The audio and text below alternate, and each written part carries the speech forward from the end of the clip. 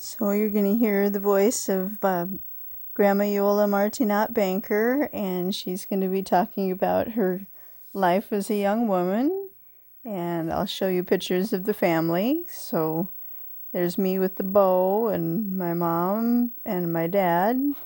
That's Jean Arthur Coates, and here is, that picture was taken up at Wrightwood, at my dad's house up there where he lived. What street was that? I think near Luzon, L-A-U, Luzon Street or something like that. It was near there. I don't know if it was on that street. But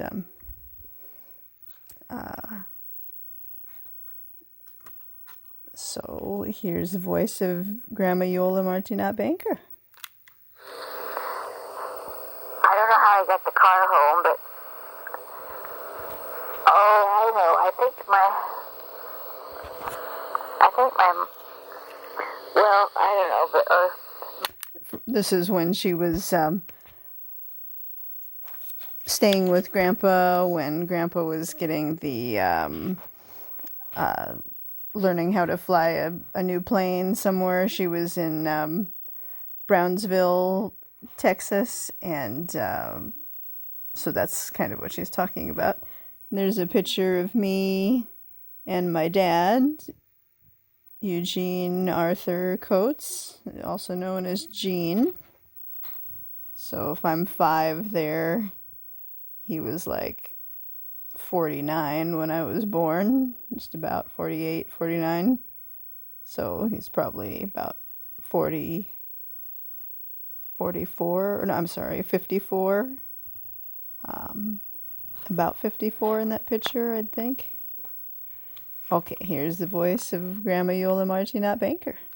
a little time off between there and and he could have been a sign. They called it flying the hump, and that meant flying over the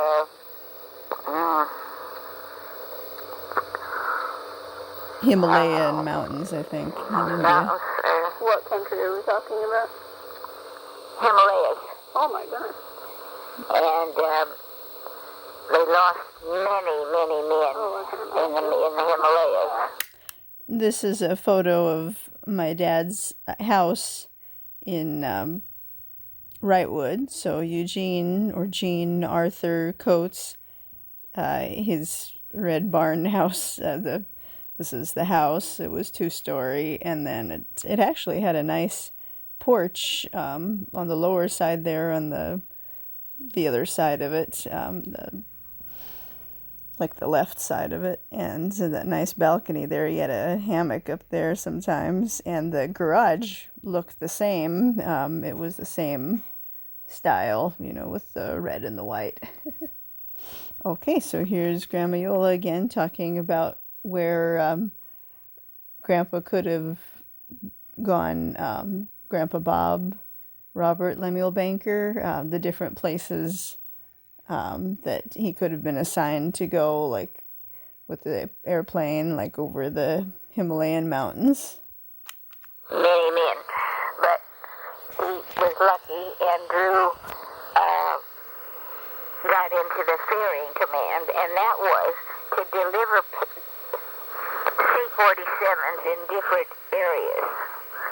And so he flew to Hawaii. He delivered a plane there. He delivered a plane to South America. He delivered a plane to... Where in South America, do you know? I think it was...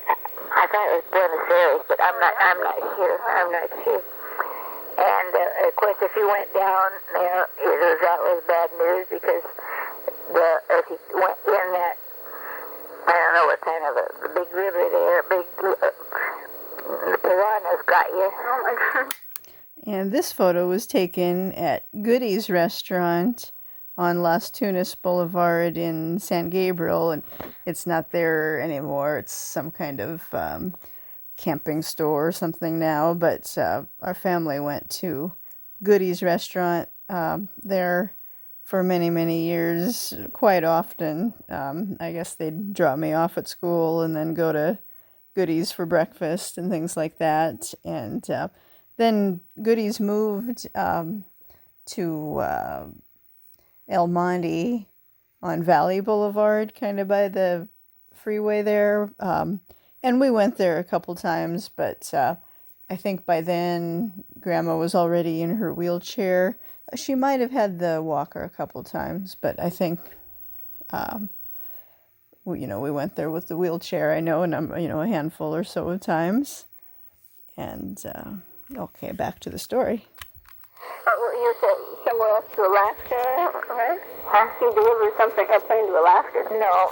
He went there on another job. But Where else did he deliver it? India. India? Mm-hmm. He saw the pyramids from the air, and he saw India. And the trip to South America was rather interesting because they had to fly formation. Oh, him with other people too? Yeah, there was a group that was delivering these airplanes to South America, and the leader made them fly, in Bob's opinion, too close, way too close, and he didn't like that at all.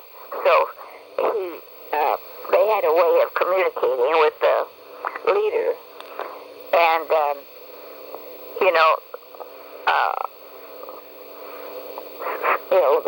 leader would say, pull it in, or whatever they said.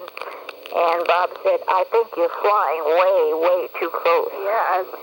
And the leader said, get into formation, if you didn't do what the guy, your superior told them in the Army, you was practically dead. Probably make him fly closer in formation. Yeah. And Bob refused. And so, he said, well, when you get down, you're going to be either put in the hoosgow or something. And I guess Bob preferred that than being flying too close. Yeah. And as it happened, sadly, two planes did fly too close and crashed. Oh, really? And when you crashed over there, goodbye. There are your chances of survival. If you weren't dead by the time you got on the ground, something had get you. Yeah, when Grandpa came back. So he was, He should have been awarded. he should have been awarded, yeah. Needless to say, he was not. They didn't put him in the hoosgow or anything. Yeah. Because the leader could see he was like, look how blue the sky is through the prison. And so then he flew all these adventures. And in the meantime... And this photo was taken of Grandma Iole Martinat Banker just 3 months before she was in the hospital. It was taken in July 18th, 2020. And so you can see her face is already a little bit drawn, maybe I'd say. I mean, she looks really good still, and maybe her hands were getting a little bit drawn, but kind of thin or something. But I mean, how was I supposed to know she was that bad off just 3 months before she went to the hospital? I mean, she's kind of looking sparkly there. I guess the urinary tract infection was already spreading everywhere, but boy, she looked pretty good. I mean, I wouldn't think she'd be dead just 3 months and a couple days later. Just never know. Get sucker punched from behind. I mean, there were some warning signs, of course, but gee, she looked good for, not that long left to live.